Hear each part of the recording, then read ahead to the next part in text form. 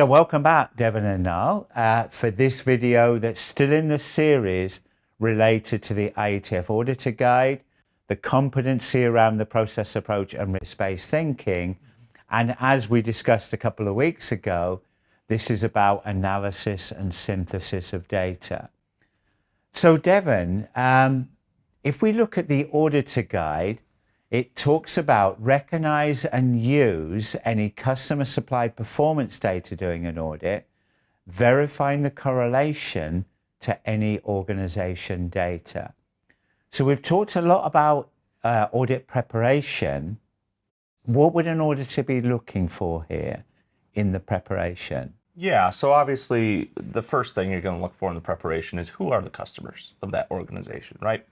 And then once you identify those customers, you're going to look and see their requirements and how the organization is performing to those requirements. After that, you're going to look at the linkage in between the internal performance indicators of that organization and how those relate to the customer requirements. Right, and I guess we can look at that in the audit preparation, Yes.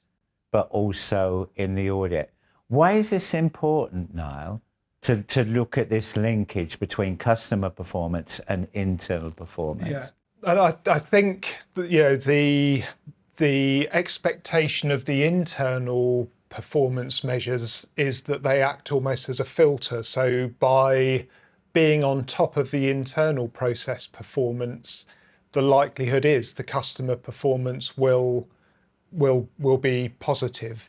But I think it's almost looking at the customer scorecard, and if that's all green, yet the internal process performance is red, that's worrying, and it could work both ways. If the customer performance is kind of red, yet all of the internal processes are green, again that suggests something's not quite right. So it's making sure that there is a connection between the internal process performance and what the customer is feeding back. Yeah, and let's follow that a little bit further, Devin, with maybe an example then. So if we see customer PPM, parts per million defect, is very low, but we look at the internal manufacturing data and we see the internal PPM is very high, how are we going to use that when we do the audit? What types of things are we going to be looking for? So first, you're going to wonder how that target, assuming that they're meeting the internal target, although high,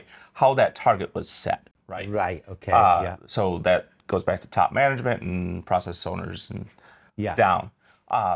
You're also going to look and see if there's an issue when you're on the plant floor. Suppose they're scrapping 90% of their work. Yeah. Right. So you're low to your customer because you're containing your defects, but are you going to meet your customer's other requirements of delivery?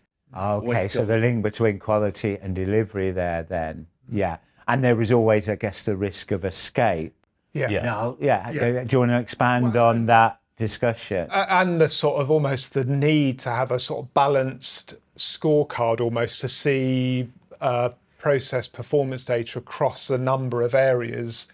I think, as Devin said, it's possible that your customer performance might be great, but that might be coming at a cost within the organisation around level of stock, level of internal rework and rejection, for example. So, And that's, I think, a really good link in then to the IATF, where it talks about effectiveness and efficiency. Devin, how would you see then that link between effectiveness and efficiency, just building on what Niall said? Obviously, that's what you're looking for when you see these issues pop up. You know that they at that point have an efficiency problem. Right, which is more internal then. Right, okay. Yeah, where the effectiveness may be more focused on the customer. Yeah, we're delighting the customer, but we're writing off 90% of our product. So that would more link to the efficiency. Because I think a lot of people struggle on that difference. between effectiveness and efficiency. So that's good to look for in this correlation between the internal and the external performance data.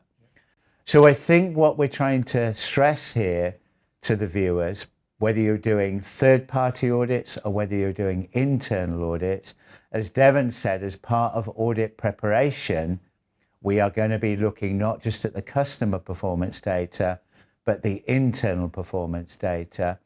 And then we're going to be looking at that correlation.